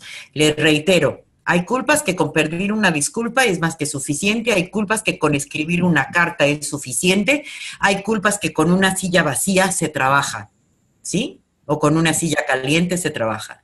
Pero hay culpas que te impiden vivir porque está ahí, te flagelan, a lo mejor por un aborto, a lo mejor por no haber actuado con tus padres como te hubiera gustado actuar después del tiempo, y ya hice la aclaración, la culpa es un sentimiento inútil, sin embargo existe, no lo podemos negar, porque en el momento en que actuamos pensaste que era lo mejor. Por ejemplo, en el momento en el que tomaste la decisión de un aborto, pensaste que para tu vida era lo mejor, si no, no lo hubieras hecho. Y parto del principio de que el mal por mal no existe. El ser humano no va a hacer algo que le haga daño a él mismo. El mal por mal no existe. Yo hago algo si para mí representa un bien, aunque después me arrepienta, pero para mí es un bien y por eso lo actúo. Si no, no lo haría. Por eso es un sentimiento inútil, sin embargo existe, que no puedo negarlo y que muchas culpas se nos van a presentar, y esto es en cualquier proceso de coaching, que se les presenten. Hay culpas, bueno, hay culpas, ya les digo, que se pueden trabajar a través de escribir una carta a la persona que no está, o una silla vacía, o una silla caliente, ¿sí? Pero hay otras que requieres de hacer algo más, ¿no? Como expiar la culpa, ¿ok? Bien. Te leo la otra. Sí, Mariano, por favor. Creo que está medio respondida con esos ejemplos, creo que la respondiste. Dice, ¿cómo acompañamos a un coachee en un duelo en el que se siente culpable de conversaciones pendientes? Ok. Con una silla vacía, con una carta. Miren, les voy a dar un tip. Ya se las doy mucho a mis alumnos, pero les voy a dar un tip ya. Ahora sí que estoy verdaderamente muy contenta de que me estén acompañando 46 personas en este webinar. ¿Sí? Gracias. A ver, un tip. Un tip es que la persona escriba una carta durante 9 días. El primer día que escriba la carta con todos los sentimientos y emociones que tenga hacia la persona con la que se siente culpable. Y puede escribir la carta con el lenguaje más florido. Cuando digo lenguaje más florido, saca groserías, saca lo que necesites. Al día siguiente, toma esa misma carta y transcríbela, tal cual. Pero ve modificando aquello que sientas que ya no te hace sentido y modifícalo. Pero ve transcribiendo y modificando. El tercer día, toma la carta del segundo día y haz lo mismo. Transcribe y modifica lo que necesites modificar. El cuarto día igual, toma la carta del tercer día y escribe y modifica. Durante 9 días haz esto. Durante esos 9 días tú vas sacando todas las emociones que traes ahí atoradas. Y después podrás trabajarlo con tu coach, con tu coachee, o simplemente hacer un ritual donde quemas la carta, donde la lanzas, no sé, y eso ayuda también para sacar la culpa y procesarla. Si lo puedes hablar y hablarlo con alguien, sería maravilloso. Pero este es un trabajo que puedes hacer con tu coach en una de las tareas que le puedas asignar y que le va a ayudar a sacar cualquier asunto pendiente que tengas. ¿Ok? Bien, Mariano, no sé si esto responda. Se me congeló Mariano. Ok, bueno, se me congeló Mariano, déjenme ver qué hay. Me dicen cómo es silla caliente y cómo es silla vacía. Esto sí necesitaría de más tiempo para poderlo explicar. Un placer enorme, un abrazo desde Uruguay. Elena, voy a ir, si Dios quiere, ya estaré contigo ahí en Uruguay. Me encantará. Me preguntan si se está grabando la sesión. Sí, se está grabando la sesión. Mariano, ¿ya te tenemos de vuelta? Sí. A ver. ¿Tienes alguna otra pregunta, Mariana? Sí. ¿Cómo acompañar a una persona cuando un familiar se suicida y despierta culpa en el familiar? No hay muerte más culpígena que un suicidio. El suicidio es la muerte más culpígena que existe. ¿Por qué? Si lo hubiera hecho, si no hubiera hecho, ¿por qué no lo escuché? ¿Cómo no me di cuenta? Si lo hubiera acompañado, si hubiera llegado 10 minutos antes, hay muchísima culpa. Y de hecho, no podemos decir, es que el suicidio es todo un tema, ¿sí? No podemos decir que la mayoría de los suicidas se suicidan por depresión. Se maneja que un 50% de los suicidas es por depresión. Lo demás, el otro 50% es multifactorial.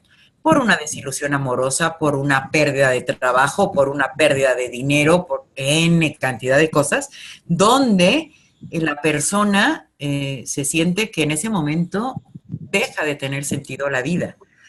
El suicida no es un cobarde ni es un hombre muy fuerte, es un hombre desesperado donde lo único que encuentra salida a su sentir es a través de la muerte. Miren, cuando la vida deja de tener sentido, lo que empieza a tener sentido es la muerte. Entonces, cuando una persona se suicida es porque lo que tiene sentido en este momento es la muerte. El suicidio es multifactorial. Yo podría ahorita decir cosas, pero es todo un tema. Si quieren, en algún otro momento hacemos una plática de suicidio, porque también es un megatema. Es verdaderamente, todos los países están maquillando las cifras, pero es verdaderamente alarmante. De hecho, lo que está pasando con los adolescentes, que el cutting, ¿no? El bullying, ¿sí? Y la anorexia, la bulimia son suicidios lentos, ¿no? Es una manera de ir muriendo lentamente y está relacionado con la falta de sentido de vida. Con anterioridad el sentido de vida estaba dado, las mujeres sabíamos que teníamos que estar en casa, atender a los hijos, atender al marido, y los señores, eran los proveedores. En la actualidad esto ya no es así. En la actualidad, cada quien tiene que buscar y crear su sentido de vida. Y los jóvenes están verdaderamente dándose de topes con lo que está sucediendo. Y una de las puertas es el suicidio. De ahí que cada día estamos viendo drogas cada vez más agresivas, que obviamente los jóvenes saben que lo que sigue es morir, ¿no? Hay una búsqueda. Pero es un megatema que podríamos trabajar, Mariano, en alguna otra ocasión, ¿sí? Sí, la dejamos para marzo esa charla. Así es. ¿Te digo la última? Sí, pero por favor. Y creo que la otra va a ser más cortita. Dice, si alguien perdió a su papá, no quiere salir más y no hace nada que le dé placer, incluso le cuesta la sexualidad, y ya hace casi 3 años de esto, y evita llorar. Se requiere de ayuda especializada, ¿sí? Puede ser una ayuda tanatológica, pero yo creo, desde mi perspectiva, que ahí ya se requiere terapia y quizás hasta psiquiatra, donde ya hay un desequilibrio a nivel de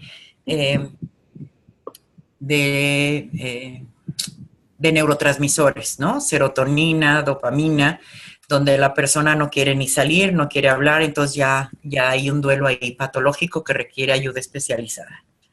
Sí, entonces digo, no todo, no siempre, no nunca, no nada, había que ver el caso particular, pero con los síntomas que me dices, creo que sí ya es para una atención médica.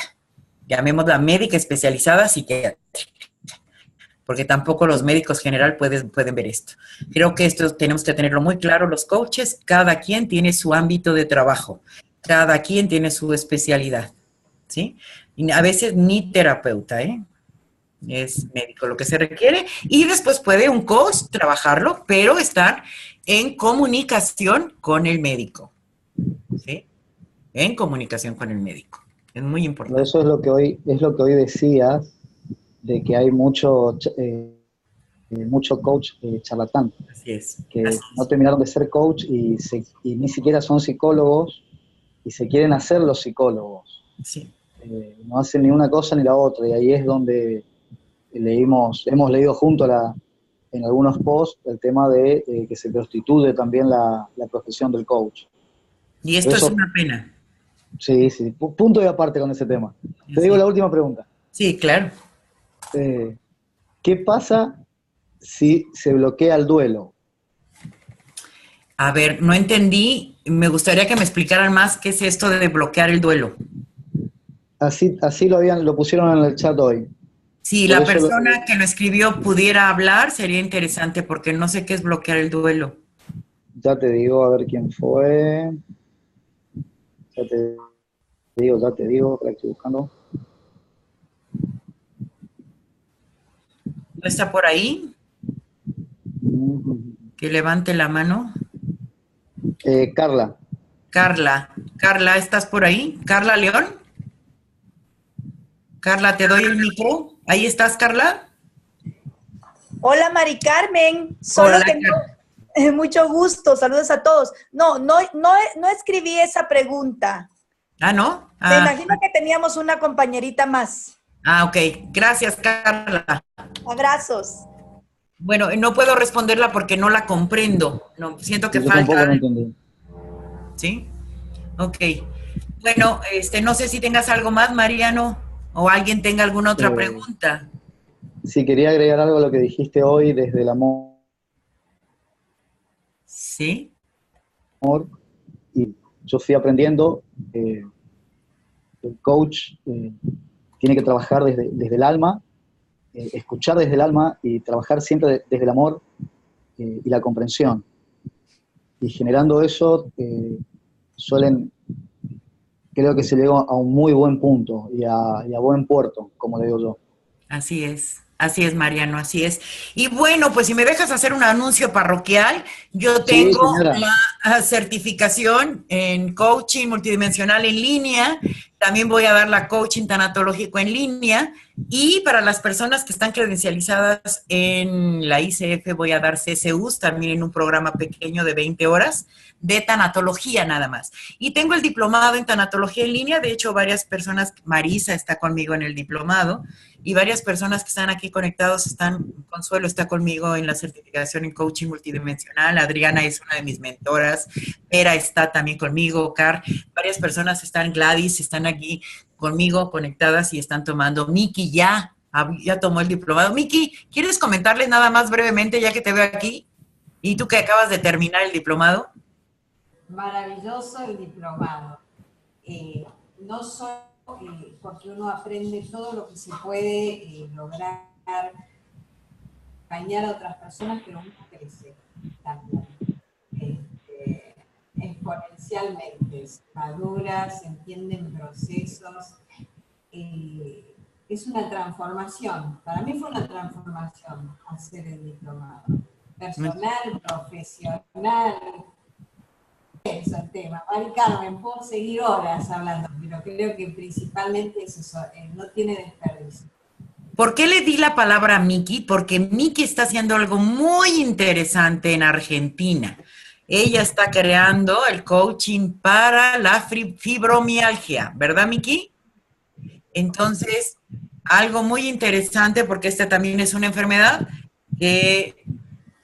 Y esto es muy interesante, la tanatología, también por todo esto de los duelos, de las pérdidas, y en este caso es la pérdida de salud y de vivir la vida como la veníamos viviendo, ¿no? Hay que trabajar aceptación, hay que hacer procesos de adaptación, incorporación de hábitos nuevos, en fin, es Sí. Muy bien, Miki. Muchas gracias. Bueno, pues a mí me encuentran en Facebook como Mari Carmen Castro. Si le dan like a mi página, se los voy a agradecer. Constantemente subo videos, subo frases, estoy anunciando de mis cursos y me encantará tenerlos por ahí. Y mi página es www.cotanempresarialivida.com o www.maricarmencastro.com. Lo que necesiten, estoy para servirles y con gusto, Mariano, cuando quieras organizamos otra conferencia. Fue muy rico el haber compartido con ustedes. ¿Quieres decir algo, Miki? Sí, adelante. Bien, yo no sé si entendí bien, pero comentaste que vos escribiste un libro de preguntas poderosas. Ah, sí, lo estoy terminando, sí. Ah, bueno, eso me interesa, por favor. Sí, sí, ya les avisaré. Ya por eso, quienes estén en redes ya saben que los voy a subir y ya les avisaré, pero está en proceso ya, ¿ok? Y nos vas a mandar la grabación, ¿verdad? Sí, claro, yo les paso la grabación, se la voy a pasar a Mariano o la subimos al chat que tiene Mariano de intercambio coaching y con gusto. Y si alguien está interesado, bueno, pues también se las enviamos. Pues les agradezco mucho el haberme acompañado en estas 2 horas. Espero que todo haya sido de ayuda y de servicio. Les agradezco muchísimo. Mariano, no sé si tienes algo más que decir.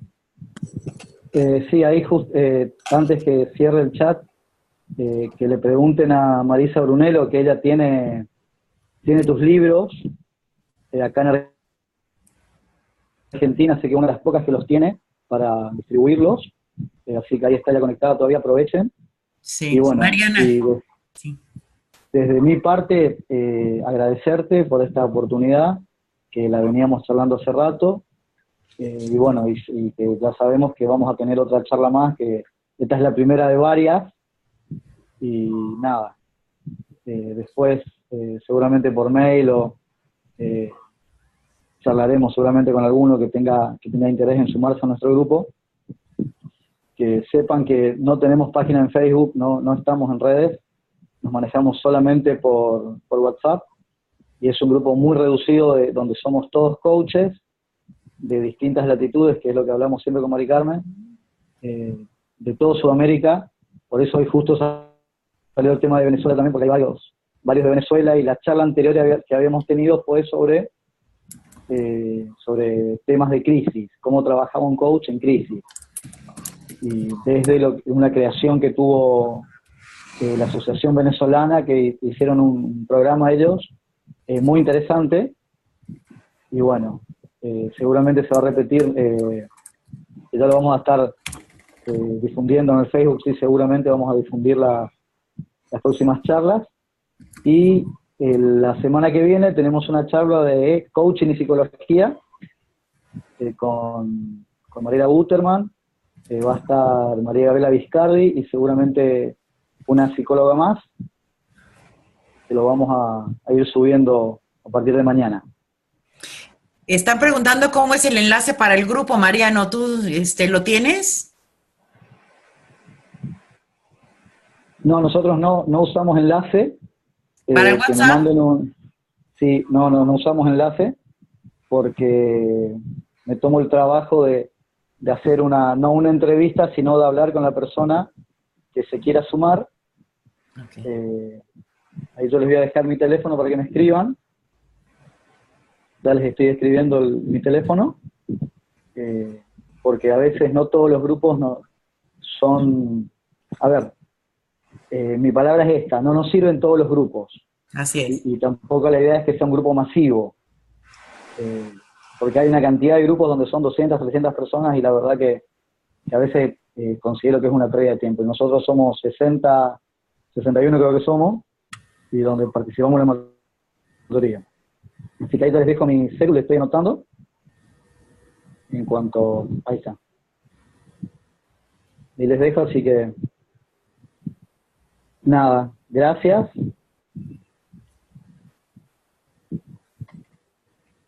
Bueno, se nos congeló Mariano otra vez. Pero bueno, Pues gracias a todos, que tengan muy buena noche, gracias y bueno, estará, yo en redes voy a subir el enlace para que tengan la grabación de esta sesión, ¿ok? Buenísimo, Mari Entonces, Carmen. si le dan like a la página, les llegará. Perdón, Mariano. Sí, sí, perfecto. Ahí creo que, no sé si las vas a subir a YouTube también, Sí, pero sí, también estará en ni YouTube. bien vos, ni bien me pases el link y la subida, ya lo empezamos a compartir Claro que sí. también en las distintas redes. Y bueno, ahí creo que les dejé anotado mi teléfono.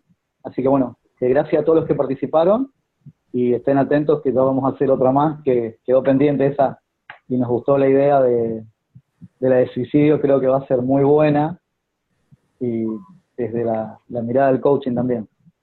Ok, muy bien. Pues que tengan muy buena noche a todos. Gracias por estar aquí en este tiempo dedicado a compartir. Gracias y hasta la próxima. Buena noche. Buenas noches, Mari Carmen, gracias. Gracias a ti, Mariano. Un abrazo.